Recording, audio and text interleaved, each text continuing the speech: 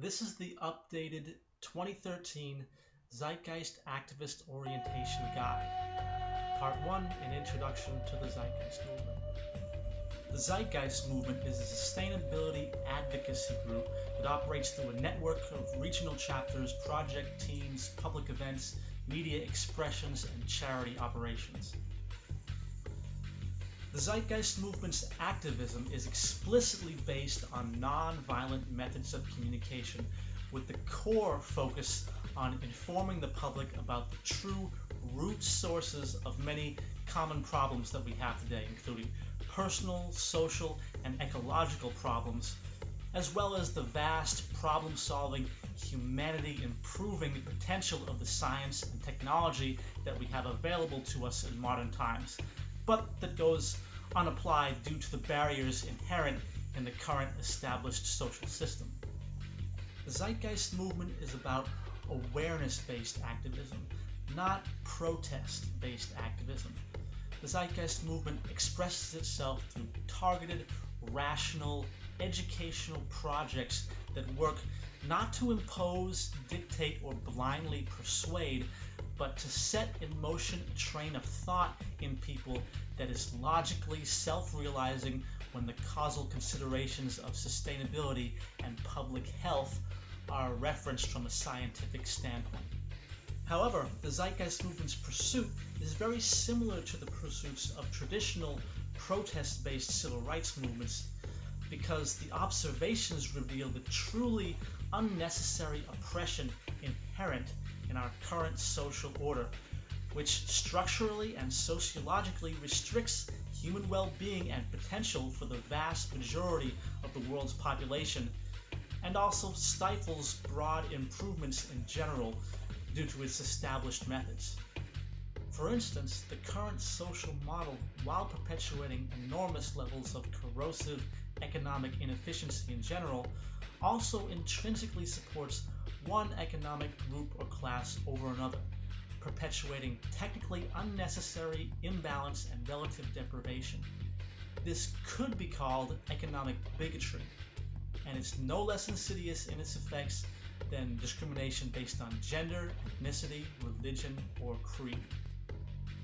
But this inherent bigotry is really only a part of a larger condition which could be termed structural violence, a broad spectrum of built-in suffering, inhumanity, and deprivation that is simply accepted as normal today by an uninformed majority. This context of violence stretches much further and deeper than many consider.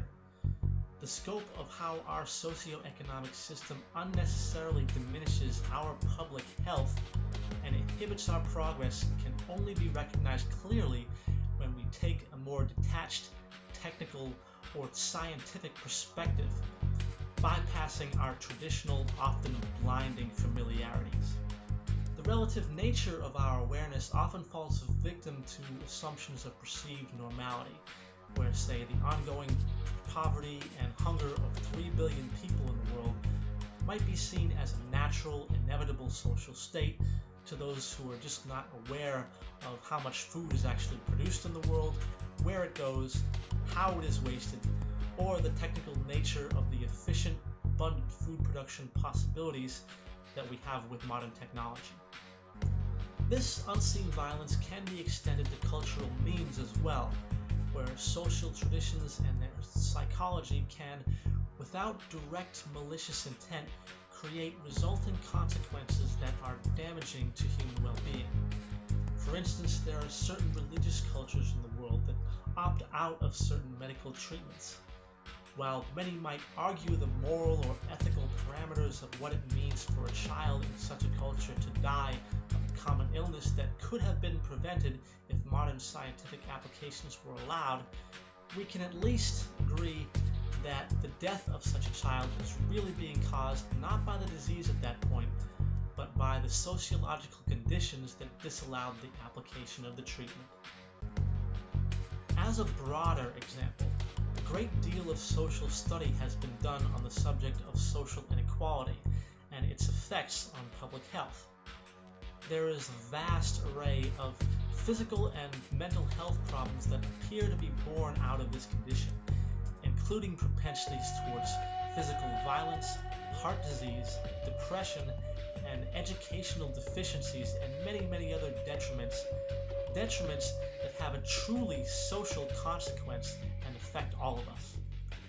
The bottom line here is that when we step back and consider newly realized understandings of causality that are clearly having detrimental effects on the human condition, but go unabated unnecessarily due to pre-existing traditions established by culture, we inevitably end up in the context of civil rights and hence social sustainability. This new civil rights movement is about the sharing of human knowledge and our technical ability to not only solve problems, but also facilitate a scientifically derived social system that actually optimizes our potential and well-being. Not doing this creates imbalance and social destabilization, as the neglect of such issues is really a hidden form of oppression. So, returning to the broad social point, the Zeitgeist movement not only works to create awareness of such problems and their true systemic roots, but also to express the potential we have beyond such direct problem solving to greatly improve the human condition in general, solving problems which in fact have not even been realized yet. This is initiated by embracing the very nature of scientific reasoning, where the establishment of a near-empirical train of thought takes precedence over everything else, a train of thought through which societal organization as a whole can find a more accurate context for sustainability by recognizing and applying the scientific method. Part 2. The focus of the Zeitgeist movement. The Zeitgeist movement's broad actions could be summarized as to diagnose, inform, and create. Diagnosis is the identification of the nature and cause of something. To properly diagnose causal conditions of the vast social and economic problems we have today is not to merely complain about them or criticize actions of people or particular institutions involved. A true diagnosis must seek out the lowest causal denominator possible and work at that level for a solution. The central problem today is that there is often what could be called a truncated frame of reference, where a short-sighted misdiagnosis of a given consequence persists. For instance, the traditional established solution to the reformation of human behavior for so-called criminal acts is often punitive incarceration. Yet this says nothing about the deeper motivation of the criminal and why their psychology led to such acts to begin with. At that level, such resolutions become more complex and reliant upon the relationship between the criminal act and the criminal's physical and cultural culmination over time.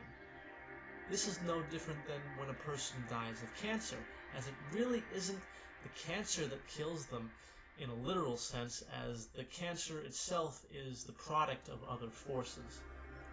Inform.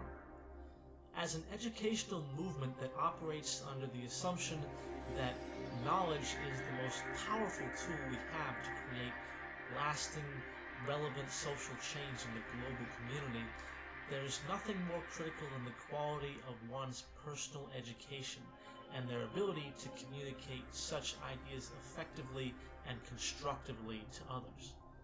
The Zeitgeist movement is not about following a rigid text of static ideas. Such confined, narrow associations are typical of religious and political cults. The Zeitgeist movement recognizes emergence, which underscores the anti-establishment nature of the movement. So rather than imposing, the Zeitgeist movement works to make an open-ended train of thought become realized by the individual, hopefully empowering their independent ability to understand its relevance on their own terms at their own pace. Furthermore, education is not only an imperative for those familiar with the train of thought and the application set related to the Zeitgeist movement, but also for those who already subscribe to it, because just as there is no utopia, there is no final state of understanding. Create. While this is related to the need to adjust human values by informing people so they understand the need for such social changes, the Zeitgeist movement also works to consider how a new social system based on optimum economic efficiency would appear and operate in detail, given our current state of technological ability. A program such as the Global Redesign Institute is one example. This is a digital think tank that works to express how the core societal infrastructure could unfold based on our current state of technology, working to combine that technical capacity with the scientific train of thought so as to calculate the most efficient technical infrastructure possible for any given region of the world.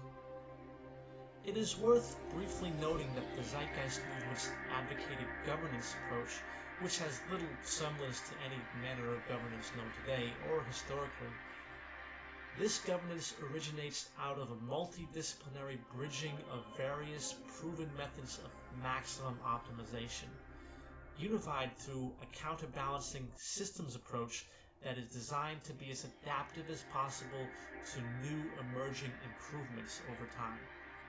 As I will discuss later, the only possible reference that could be considered most complete at any given time is one that takes into account the largest interacting observation system tangibly relevant. This is the nature of the cause and effect synergy that underscores the technical basis for a truly sustainable economy. Part 3. The train of thought of a natural law economy, also known as a resource-based economy. A natural law economy is an adaptive socio-economic system actively derived from direct physical reference to the governing scientific laws of nature. Overall, the observation is that through the use of socially targeted research and tested scientific understandings, we are now able to logically arrive at societal approaches which could be profoundly more effective in meeting the needs of human beings. We are now able to dramatically increase public health, better preserve the habitat, while also strategically reducing or eliminating common social problems that are present today and are sadly considered inalterable by many due to their cultural persistence. This general reasoning is nothing new in gesture. Since the dawn of scientific recognition, various notable individuals and organizations, past and present, have alluded to such a scientific reorientation of society on one level or another. Notable examples are Technocracy Incorporated, R. Buckminster Fuller, Thorstein Veblen, Jacques Fresco, Carl Sagan, H.G. Wells, and the Singularity Institute, and many others. Likewise, many such figures or groups have worked to create temporally advanced technological applications, working to apply current possibilities to this train of thought in order to enable new efficiencies and problem solving. Examples include Jacques Fresco's circular city systems and R. Buckminster Fuller's Dymaxion house. Yet, as obviously important as this applied engineering is, it is still critical to remember that specific technological applications can only be transient when the evolution of scientific knowledge and its emergent technological applications are taken into account. This makes all current applications of technology obsolete over time. Therefore, what is left can only be a train of thought with respect to the underlying causal scientific principles. The Zeitgeist movement is hence loyal to this train of thought, not figures, institutions, or temporal technological advancements. Rather than follow a person or design, the Zeitgeist movement follows this self-generating premise of understanding, and it hence operates in a non-centralized, holographic manner with this train of thought as the origin of influence for action.